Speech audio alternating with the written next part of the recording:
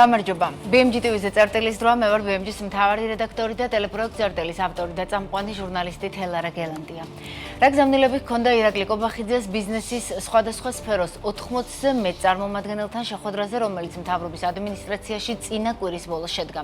BMG აგრძელებს ინტერვიუებს შეხვედრაზე მყოფ ბიზნესმენებთან. წერტილის სტუმარი სარემონტო და სამშენებლო მასალების კომპანია ნოვას გენერალური დირექტორი ედიშერ ხიმშიაშვილი იქნება დღეს და შემდეგი 9 საათის განმავლობაში ვისაუბრებთ როგორც რა აწუხებს ბიზნეს დღევანდელ საქართველოში, როგორია განწყობა და მოლოდინები კერძო სექტორში, ასევე როგორი იყო წლის პირველი ნახევარი სარემონტო და სამშენებლო მასალების სექტორისთვის, რა ძირითად გამოწვევებს აფიქსირებს დარგი და როგორია უშუალოდ ნოვას მიმდინარე წლის და სამომავლო გეგმები. დღეისთვის კომპანია 500-ზე მეტი დასახელების პროდუქტს აწარმოებს და 1000-ზე მეტ ადამიანს ასაქმებს ქვეყანაში.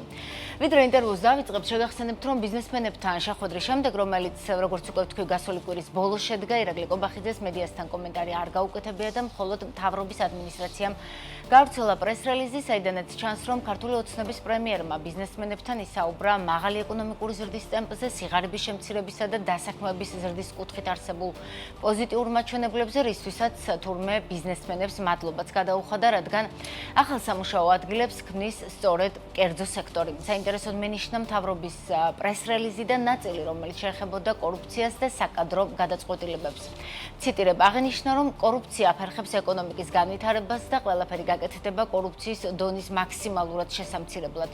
პრემიერის თქმით, ეს პოლიტიკური ნება არსებობს და საკადრო ცვლილებებშიც უპირატესობა კეთილსინდისიერებას ენიჭება. როგორც ირაკლი კობახიძესთან შეხვედრის შემდეგ, ბიზნესმენებმაც განაცხადეს, საუბარი ძირითადად ეკონომიკას შეეხებოდა და ფაქტობრივად არავის არც სტუმრებს, არც მასპინძლებს არ უსაუბრიათ არც შეჩერებულ ევროინტეგრაციაზე და არც პოლიტიკურ კრიზისზე, რომელიც 9 წელზე მეტია, რაც გრძელდება ქვეყანაში. მაგალითად, შეხვედრიდან გამოსულმა ორბი ჯგუფის გენერალურმა დირექტორმა ირაკლი კვარღელიძემ მედიასთან თქვა, რომ დეველოპმენტში პირველი თემა, რაც დაინიცირდა, ეს იყო წახალისების მიზნით უცხოეთის მოქალაქეებისთვის გარკვეული სტიმულების გაკეთება, რათა საქართველოში ინვესტირებისთვის უფრო მეტი სტიმული ჰქონდეთ მათო. კიდევ იყო თუ არა რაიმე ინიციატივა ან გამოწვევა, რაზეც ბიზნესმა ისაუბრა ხმამაღლა და გულწრფელად ირაკლი კობახიძესთან შეხვედრაზე, რომელსაც ეკონომიკის ახალი მინისტრიც ესწრებოდა, მოვიკითხავთ კომპანია ნოვას დირექტორთან ედიშერ ხიმშიაშვილთან რამდენიმე წუთში, სხვადასხვა საქსტატმა დღეს გამოაქვეყნა მშენებლობის ინდექსი და როგორც ჩანს, მაისში მშენებლობა წლიურად 5%-ით გაძვირდა, წინა თვესთან შედარებით კი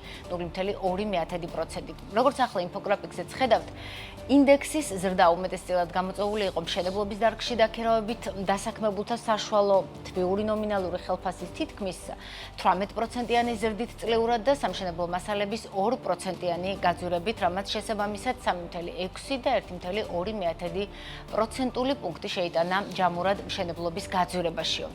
აღსანიშნავია, რომ საქსტატის თანახმად 2022 წლის თებერვალთან შედარებით მშენებლობის ღირებულების ინდექსი 23.1%-ითაა გაზრდილი. ივნისის ბოლოს გამოაქვეყნა გალტენთაგარტმაც სექტორის შესახებ საინტერესო კვლევა სამშენებლო და სარემონტო მასალების სექტორზე. კვლევა აჩვენებს, რომ სამშენებლო და სარემონტო მასალების ბაზარი ქვეყანაში 2020-24 წლებში საშუალოდ 19%-ით იზრდებოდა, რაც გამოწვეული იყო როგორც მოთხოვნის, ისე ფასების ზრდით. 2024 წელს სექტორის ზომა თითქმის 6 მილიარდი დოლარი შეადგინა, საიდანაც სარემონტო მასალებზე მოდის დიდი წილი 3.6 მილიარდი, ხოლო სამშენებლო მასალებზე 2 მილიარდი დოლარი. მთლიანობაში სექტორი მკვეთრად იმპორტ დამოკიდებულია, სექტორის ბრუნვის დიდ ნაწილს 66%-ს იმპორტირებული საქონელი შეადგენს გალტენთაგარტის კვლევის თანახმად, თუმცა აღსანიშნავია, რომ იმპორტზე დამოკიდებულება შედარებით მცირეა სამშენებლო მასალების ქვესექტორში, ხოლო მაღალია სარემონტო მასალების, საყოფაცხოვრებო ტექნიკის და ავეჯის ქვესექტორებში. ედიშერ ხიმშიაშვილი ნოვას გენერალური დირექტორი უკვე ჩვენთან არის სტუდიაში. საღამოშტების ედიშერ, ძალიან დიდი მადლობა თქვენი დროისთვის. პირველ რიგში ვიდრე სექტორზე ვისაუბრებთ, ჩვენ ინტერვიუ მინდა დავიწყო პრემიერთან შეხვედრით. ბოლოს ასეთი ფართო ფორმატში შეხვედრა გაიმართა შარშან დეკემბერში. მახსოვს თქვენც ესწრებოდით ამ შეხვედრას და დღეს რომ მემზადებოდი ინტერვიუსთვის, გადავავლეთ თვალი მაშინდელ კომენტარებს, მაშინ უფრო მწვავე სიტუაცია იყო ქვეყანაში, შესვლამდე თქვენ ამბობდით, რომ რთული მდგომარეობაა, გამოსვლის შემდეგ კი გითხარით, რომ ბატონმა ირაკლიმ აღნიშნა, ჩვენ ევროპაში მივდივართ, ბიზნესსაც მიაჩნია, რომ ჩვენი გზა ევროპაშიაო. რა და როგორ შეიცვალა 6 თვეში უკეთესობისკენ? თუ შეიცვალა? პირველ რიგში თელარა პირველად თქვენთან გადაცემაში და მინდა რომ წარმატებული იყოს ეს ვიზიტი და შემდგომ კიდე გქონდეს ბევრი გადაკვეთა როგორც ქვეყნის ეკონომიკის განვითარების კუთხით, ასევე ნოვას განვითარების მიმართულებით დარწმუნებულად მოგვიწევს კიდევ უამრავ შეხვედრა. რაც შეეხება ყოველ შეხვედრას პრემიერთან, როგორც ბიზნესმენების უმეტესმა ნაწილმა განაცხადა და მათ შორის პრეს-რელიზითაც გავრცელდა, ეს შეხვედრა ძირითადად კი არა ეხებოდა მხოლოდ ეკონომიკურ საკითხებს, აქ არ ყოფილა განხილული არავითარი პოლიტიკური საკითხები. და ეს საკითხები ძირითადად იყო სექტორების მიხედვით დაყოფილი, თუ ვინმეს რაიმე, მოკლედ ესე რომ ვთქვათ, კითხვა ან ინტერესი ქონდა, უფრო ამ ნაწილს ეხებოდა, უფრო მეტად კითხვა პასუხის რეჟიმში იყო. იყო უამრავი კითხვა, თუმცა ეს კითხვების, როგორც გითხარით, იყო მიმართული მხოლოდ ფინანსურ და ეკონომიკურ საკითხებზე დაყოფილი სექტორების მიხედვით.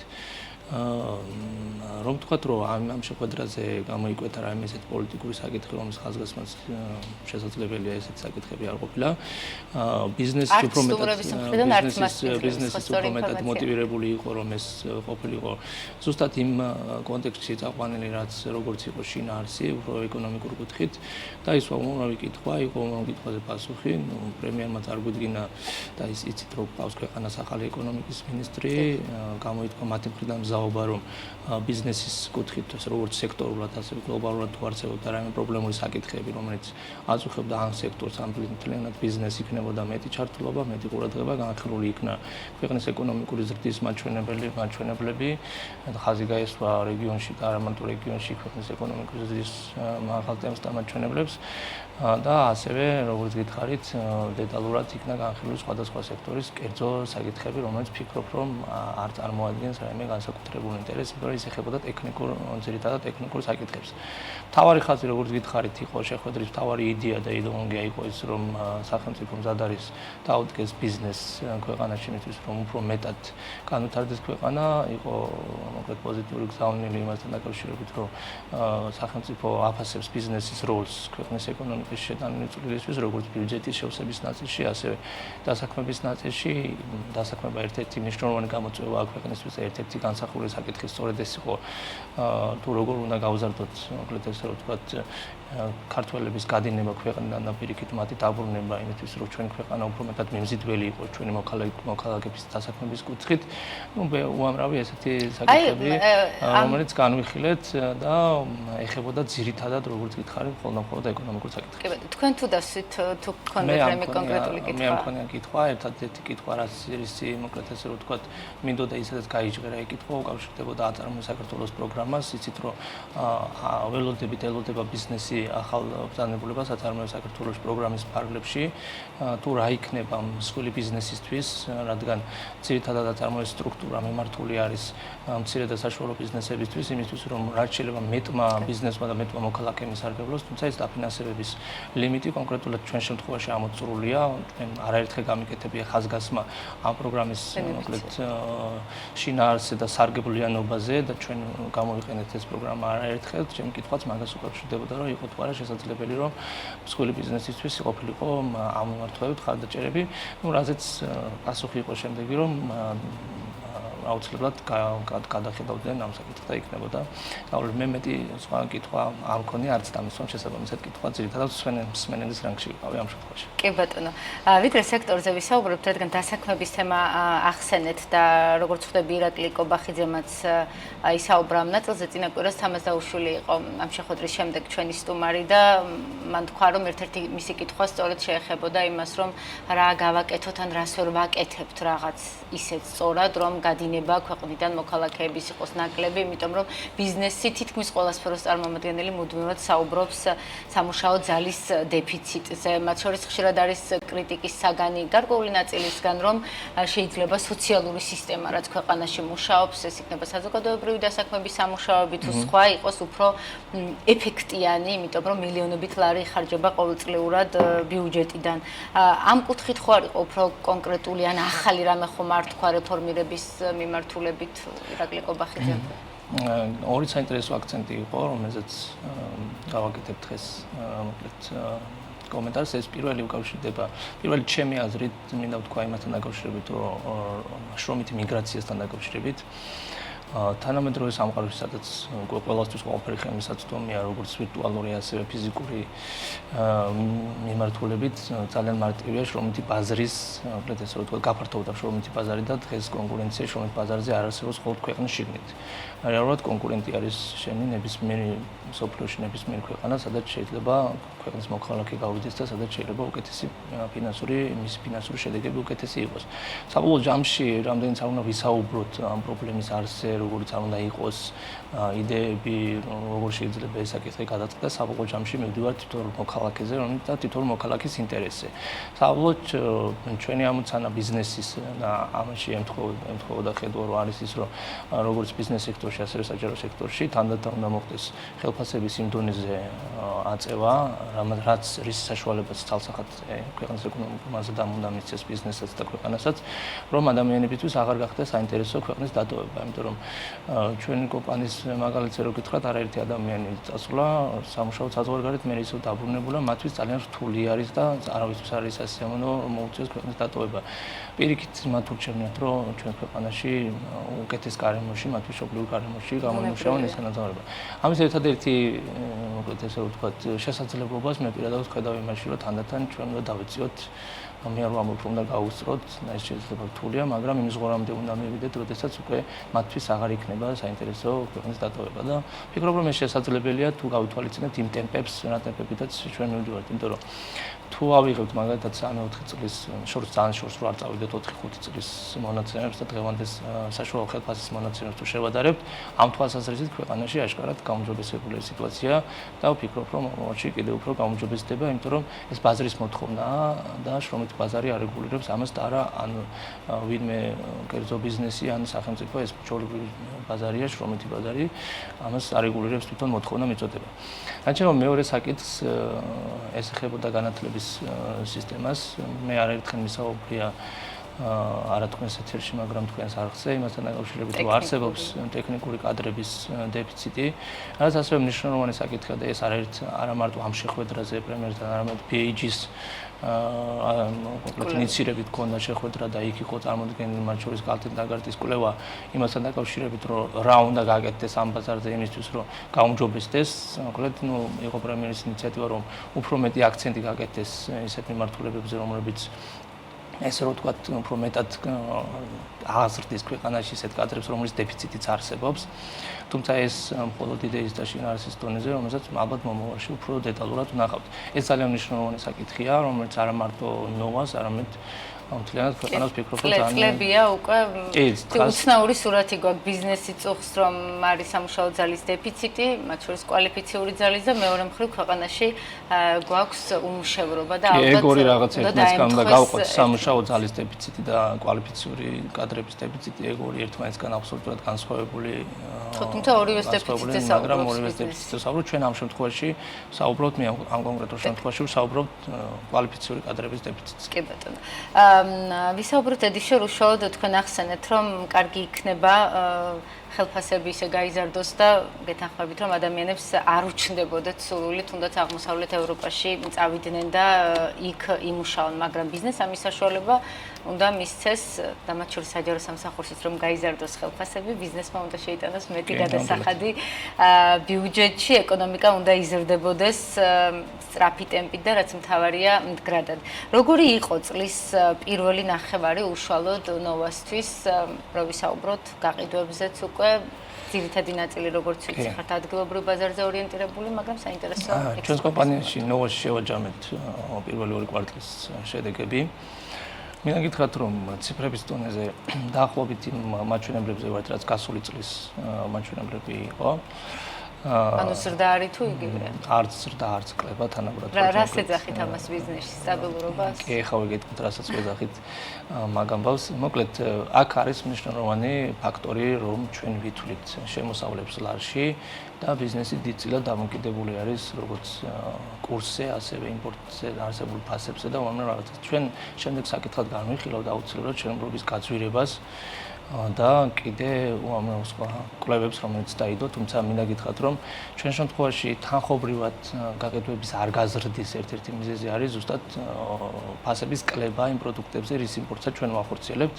ჩვენ შემთხვევაში პირიქით არის ბოლო 2 კვარტლის განმავლობაში თუ შევადარებთ წინა წლის იგივე პერიოდის კვარტლებს, მე მგონია, რომ საშუალოდ 10%-ზე უფრო მეტად გაიაფთა პროდუქტები, ვიდრე იყო გასულ 2024 წლის პირველი 2 კვარტლის განმავლობაში. ეს ეხება ძირითად პროდუქტებს, რომელსაც ჩვენ ვაწარმოებთ. ეს არის მეტალის გადახურვის საშუალებები, ეს არის მეტალის მილები და კვადრატები, ეს არის პოლიეთილენის მიმართულება და სხვა ის წევრი-ცემენტები თუ სპეცი, რომელსაც ჩვენ ვაწარმოებთ. ამ მიმართულებებზე ჩვენ ფასის ზრდა არ გვაქვს პირიქით. ამიტომ რაოდენობრივი თვალსაზრისით თუ ავიღებთ, ჩვენ წარმოების ციფრები გაზრდილია, მაჩვენებლები გაზრდილია, მაგრამ ეს არ გამოიხატება თანხობრივ ზრდაში. ეს კომპანიისთვის შეიძლება ვთქვას, რომ სტაბილური გარემოა, თუმცა იქიდან გამომდინარე, რომ ნოვა ბოლო 4 წელია სტაბილურად დაახლოებით 15%-იან ზრდის მაჩვენებლებს აფიქსირებს. ამ შემთხვევაში ჩვენ უფრო მეტად ყურადღებას ვაქცევთ, რომ რაოდენობრივი ზრდა ანკლება მნიშვნელოვანია მოთხოვნის ზრდის ანკლების იდენტიფიცირებისთვის. თავარია, რომ არ იყოს მასობრივი კლება მოთხოვნის. ამიტომ ჩვენ ამას ვუყურებთ ესე და არის პერიოდები, როცა პირიქით ხდება, არის პერიოდები, როცა ესე ხდება. ამიტომ არის პერიოდები, როცა კომპანიამ და ბიზნესმა უნდა შეძლოს, რომ ეს პერიოდები უფრო მშვიდად და სტაბილურად გაიაროს დამატებითი, მოკლედ ესე რომ ვთქვათ, რისკების გარეშე და არის პერიოდები, როცა ამის ბუფუნების უფლება საკუთარ თავს აძლევს. მოთხოვნის ზრდა ნარჩუნდება.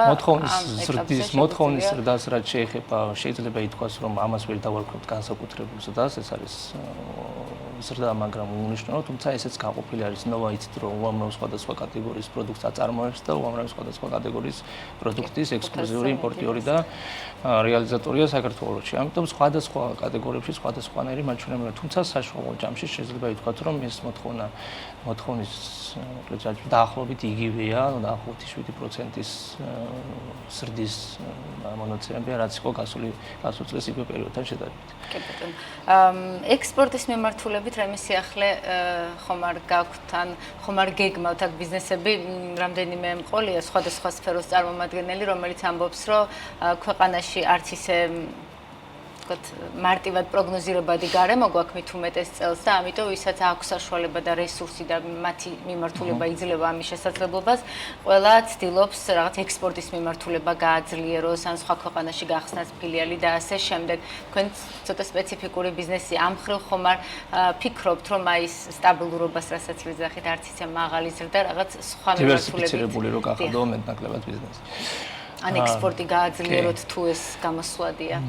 პირველ რიგში ექსპორტს რაც შეეხება, ნოვას წარმოების მთელი ლოგიკა აგებული არის, არაერთხელ მეთქვამს, რომ ეს აგებული არის ლოჯისტიკის ღირებულებაზე. ანუ ჩვენ საქართველოში ვაწარმოებთ ისეთ პროდუქტებს, რომლის თვითღირებულებაში ლოჯისტიკური წილი არის მაღალი. ამ სტრატეგიას განაპირობებს ეს სტრატეგია გვაძლევს კონკურენტულ უპირატესობას რეგიონში და არა მარტო რეგიონში, მსოფლიოში არსებულ წარმოებლებთან, რადგან შეუძლებელია რაღაც აწარმოო ისეთი, რომლის ლოჯისტიკური წილი მაღალი არ არის და ჩინეთს ან თურქეთს ან ძალიან დიდ წარმოებლებს გაუწიო კონკურენცია ძალიან რთული. ამიტომ ჩვენ წარმოების ძირითადი ლოგიკა აწყობილი არის გაბარიტულ პროდუქტებზე, რომლის წონაც არის შედარებით ნაკლები, მაგრამ მისი მოცულობა არის დიდი, რაც ტრანსპორტირებას, ისე ვთქვათ, აზვირებს. ამიტომ იგივე ლოგიკით ძალიან რთულია ამ პროდუქტების ექსპორტირება. თუმცა მე შემიძლია თამამად ვთქვა, რომ მე მქონია შეხება როგორც ქართულ კომპანიებთან, ასე უცხოურ კომპანიებთან, მათ შორის BRD-ს ეგიდით თუ ამრავ კონფერენციაში მიგვიღია მონაწილეობა და ისეც მქონია შეხებები სხვადასხვა ქვეყნის, მით უმეტეს რეგიონის და ახლო აღმოსავლეთის და ცენტრალური აზიის ქვეყნებთან გარკვეული, მოკლედ ესე რომ ვთქვათ, ანალიტიკური კუთხით და ჩვენ თამამად შეგვიძლია ვთქვათ, რომ საქართველოში ბიზნესი გაცილებით მაღალ დონეზეა. მე ვგულისხმობ, რომ მათი ცოდნით, პრაქტიკით, რაც აქვს იმ გამოცდილებით, რომელიც ძალიან მოკლე დროში დააგროვა, თუმცა ბევრმა კომპანიამ ძალიან კარგად, ასე რომ ვთქვათ, აითვისა ეს ყველაფერი და კარგად ჩამოაყალიბა გადაიტანა თავის სტრუქტურაში და სისტემურობაში. არა მარტო ნოვას, არამედ ძალიან ბევრ კომპანიას საქართველოში უკვე შეუძლია, ჩემი აზრით, რომ გავიდეს რეგიონის სხვადასხვა ქვეყნებში. ამის მაგალითები უკვე არსებობს. ეს ძალიან კარგია, შესაბამისად ჩვენც სახად ფიქრობთ, რომ მოვძებნოთ გზები იმისთვის, რომ თუ ჩვენ ვერ გავიტანთ პროდუქციას, მაგალითად, გავიდეთ სადღაც წარმოებით, გავიდეთ სადღაც რიტეილით, იმიტომ რომ მე მგონი, რომ ქართული ბიზნესებისთვის ეს დრო დადგა, იმიტომ რომ ჩვენ ქართულმა ბიზნესმა ნამდვილად დაიმსახურა ის, რომ უფრო დიდი ბაზარზე ვცადოთ ბედი და არის ამის მაგალითები, მაგალითად უზბეკეთში მე კონკრეტული უზბეკეთი ახსენეთ, უზბეკეთში ბევრი თუ არა, არაერთი ქართული კომპანია ცდილობს უკვე თავისი წერტილის მომუშავებას. დღეს არ შემიძლია რომ რაიმე მოკლედ ესე ვთქვათ კონკრეტულ იდეაზე ან კონკრეტულ წამოწყებაზე ვისაუბროთ. თუმცა ამას ძალიან მოკლედ ესე ვთქვათ განვიხილავთ გუნდის შიგნით, როგორც პარტნიორებთან, ასევე დამფუძნებლებთან ერთად კომპანიის. ფიქრობთ, რომ ეს არის ერთ-ერთი სტრატეგიული ნაბიჯი, რომელიც შეიძლება მომავალში ნოამ გადადგას. კი ბატონო. რა სჭირდება ადგილობრივ წარმოებას უშუალოდ თქვენ სექტორს იმისთვის, რომ კიდევ უფრო გაძლიერდეთ, კიდევ უფრო განვითარდეთ? მე დასაწყისში მოვიშველია გალტენთაგარტის ბოლო კვლევა, ჯამურად მაინც იმპორტ დამოკიდებულია ჩვენი სამშენებლო და სარემონტო მასალების სექტორი. თუმცა გვაქვს მიმართულებები, სადაც უკვე ჩანაცვლებულია და თქვათ ბეტონი, ცემენტი და ასე შემდეგ. აი რა არის ის ძირითადი ბარიერები, რაც აფერხებს კიდევ უფრო მეტად შემცირებას იმპორტის, თან ისე რომ კონკურენტუნარიანობაც შეინარჩუნოს ქართულმა პროდუქციამ, მეტი სამუშაო ადგილით შეიქმნას. იცით რა არის? პირველ რიგში მინდა ხაზი გაუსვათ თვითონ წარმოების მნიშვნელობას ქვეყანაში. მე როგორც ერთ-ერთი მსხვილი მწარმოებელი კომპანიის დირექტორი საქართველოში და არ მარტო საქართველოში, ფიქრობ რომ რეგიონში ნამდვილად არის რეგიონის ლიდერი თავისი მრავალფეროვნებით. ჩვენთვის განსაკუთრებულია წარმოების განვითარება და ვცდილობთ ყოველთვის თუ რამე შეგვიძლია რომ დავეხმაროთ, თუნდაც პატარა მწარმოებლებს, რომელიც საკუთარი ხელით რაღაცას ქმნის, ყოველთვის ვცდილობთ რომ მათ გვერდში დავუდგეთ და დავეხმაროთ. ესეთი ძალიან კარგი ინიციატივა, არ მომფიქრდება ამის საუბარი, არის აწარმოე საქართველოში სახელმწიფო პროგრამა და მათ შორის ეხა არის ახალი ინიციატივები, რომელიც დაიხმარება, მათ შორის ხელ ბიზნეს იმისთვის რომ მათ შორის ექსპორტის მხარდაჭერის გარკვეული პროგრამები არსებობს. იმისთვის რომ ქართული წარმოება განვითარდეს. მთავარი რა არის ჩვენთვის მთავარი გამოწვევა? მთავარი გამოწვევა ეს არის გამოცდილების არარსებობა პირველ რიგში. ხშირად ჩვენ გავუკეთებია, ნოვას გავუკეთებია ისეთი წარმოება, რომელიც ჩვენ უბრალოდ არ ვიცოდით და არც ქვეყანაში არ არის არავინ, ვინც ეს იცოდა. და ეს ძალიან რთულია, როდესაც გიწევს რომ გარე რესურსებზე იყო დამოკიდებული. და მეორე მთავარი გამოწვევა ეს არის მცირე ბაზარი, იმიტომ რომ დღეს სოფლის გლობალური იმდენად მოიცვა გლობალიზაცია და იმდენად რთულია გლობალურ წარმოებებს გაუწევ კონკურენცია, სადაც ლოჯისტიკა, ხელმისაწვდომობა, კომუნიკაციები გახდა ძალიან ადვილი. უკვე ადამიანები ხელოვნური ინტელექტის გამოყენებაზე გადავიდნენ იმაში, რომ ეს მოიძიონ ბაზრები, შეთავაზებები გააკეთონ, უკვე აღარ წარმოადგენს სირთულეს. ამიტომ ბაზრის სიმცირე არის ძალიან დიდი პრობლემა იმისთვის, რომ იფიქრო მასშტაბურ წარმოებებზე. აი იმისთვის, რომ რაღაც ძალიან დიდი წარმოება გააკეთო ქვეყანაში, უნდა გქონდეს ან შესაბამისი მოთხოვნა, ან უნდა გქონდეს რესურსი, რომ ეს წარმოებები, ნაწარმოები პროდუქცია გაიტანო ქვეყნის გარეთ.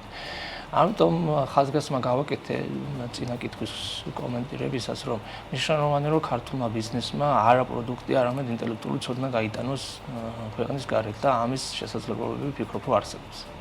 წარმატებები ქართულ ბიზნესს ცოტა დრო გრჩება და გეგმებზეც მინდა გკითხოთ მიმდინარე წლის რაზე გინდათ წლის ბოლოს, როდესაც ტრადიციულად BMG-ში შეაჯამებთ ნოვას 2025 წელს, რა შედეგებზე გსურთ ისაუბროთ, რა გაქვთ წლევანდელი წლისთვის გაწერილი, რომელიც მარტივი წელი არ არის, როგორც ქვეყნის შიგნით, ისე რეგიონით თუ მსოფლიოთ საკმაოდ ტურბულენტურ გარემოში გვიწევს ცხოვრება და მუშაობა. რა არის ის ინვესტიციები, თქოთ, ახალი პროდუქტების მიმართულება იქნება თუ ახალი, თქოთ, ფილიალების დამატების თუ გაქვთ?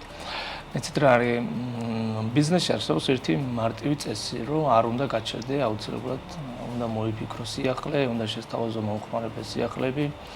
უნდა გაიზარდო იმისთვის, რომ შენმა თანამშრომლებმა იგრძნონ, რომ მუშაობენ იმ კომპანიაში, სადაც არსებობს წინსვლის შესაძლებლობა, პერსპექტივა იმისთვის, რომ მომავალში ისინი უფრო წარმატებულები გახდნენ იგივე იმ კომპანიის შიგნით და იმისთვის, რომ იმ მომხმარებელთან ვისთანაც გვაქვს კონტაქტები და კომუნიკაცია, დავრჩეთ უფრო სანდო პარტნიორები.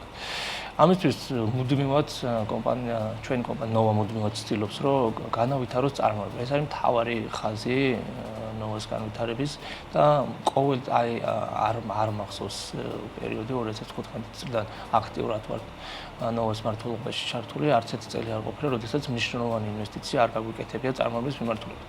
ეს წელიც არ იქნება გამონაკლისი, მიუხედავად იმისა, როგორც თქვენ თქვით, არის საკმაოდ გამოწვევებით სავსე რეგიონში, სოფლიოში არსებობს უამრავი გამოწვევა, რომელიც შეიძლება ხელი შეუშალოს გარკვეულ პროცესებს და ეს გამოწვევები ისე ჩდება უეცრად და ისე მოკლედ ვითარდება შემდგომ, რომ პროგნოზირებადი არ არის, მაგრამ მიუხედავად ამისა, მე ვიხსენებ ყოველთვის პანდემიის პერიოდს, როცა 2020 წლის ივნისში, როცა ყველაფერი ახალად იხსნებოდა და ჯერ კიდევ შოკიდან არ ვიყავით გამოსულები, ჩვენ ორი რიტეილ ცენტრი გავხსენით.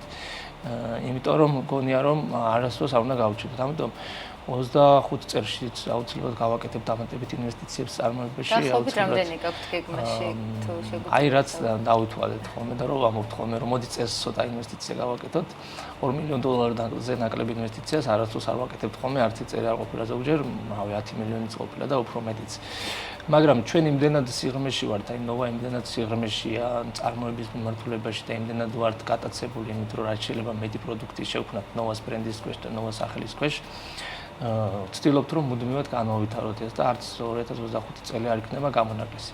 გარდა ამისა, იცით რომ ნოვა ფლობს როგორც სადისტრიბუციო ქსელს საქართველოში ერთ-ერთი უცხოელესი სადისტრიბუციო ქსელი გვაქვს, ამის გარდა გვაქვს რიტეილ ბიზნესი, სადაც ჩვენი ესე რომ ვთქვათ ფილიალები გვაქვს, ასევე გავხსენთ ორი ფრანჩაიზ ფილიალი, უფრო ვაპირებთ რომ ფრანჩიზების ხაზი უფრო გავაძლიეროთ, იმიტომ რომ სხვადასხვა რეგიონში თუ დიდ ქალაქებში არსებულ მოთამაშეებს მივცეთ შესაძლებლობა, რომ ისინი გახდნენ ორგანიზებული მარკეტების მოკლედ ფლობელები და ამისთვის მე მგონია რომ წელს ვერ მოვასწრებთ, თუმცა 2026 წელში მგონია რომ დაემატება ახალი, ასე რომ თავარი არ გავჩერდეთ. თავარი არ გავჩერდეთ, როგორც ერთ-ერთი სისტემური ბანკის სლოგანია ჩვენი. თავარი რისკები, რასაც ბიზნესი უყურებს, ხედავს, ან გეფიქრებათ რა არის და რამდენად პოზიტიურია მოლოდინები უშუალოდ ნოვაში, თქვენ ხართ BAG-ის წევრი კომპანია და მეორე კვარტალში ჯამურად ბიზნეს კლიმატი იყო გაუარესებული და მოლოდინებიც მცირედით, მაგრამ გაუარესებული პირველ კვარტალთან შედარებით, რომელიც არანაკლებ ბუნდოვანი და გაურკვეველი იყო. იცით რა არის, ძალიან მნიშვნელოვანი არის მოლოდინები არა მარტო კომპანიებში, მოლოდინები მომხმარებელში, საფეხბურთო ჯამში, იმიტომ რომ ეს ძალიან მნიშვნელოვანი გარემოს ქმნის შემდგომ. პირველი ნახევარი რომ შევაჯამოთ, გარდა იმისა, რომ არსებობდა გარემო ფაქტორები, ასევე ამას დაერთო ჩვენ შემთხვევაში მაგალითად მნიშვნელოვანი გავლენა ჰქონდა კლიმატურ პირობებსაც, რომელმაც ასევე ძალიან მოკლედ ესე რომ ვთქვათ იმოქმედა.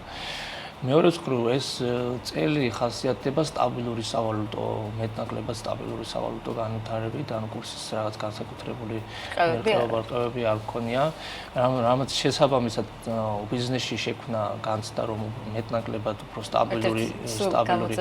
სტაბილური კი მუდმივი გამოწვევა და საკმაოდ რთული გამოწვევაა, ამიტომ ეს ამ პერიოდში მიმდინარე იყო სტაბილური, მათ შორის ამაზე მოახდინა გავლენა ინფლაციაზე. გამოწვევები არსებობს, როგორც ქვეყანაში, ასევე რეგიონში და სოფლიოში. ეს მუდმივად იარსებებს რაღაც პერიოდში უფრო მეტი დოზით, რაღაც პერიოდში უფრო ნაკლები დოზით. თუმცა ეს ყოველთვის არსებობს და ყოველთვის იქნება.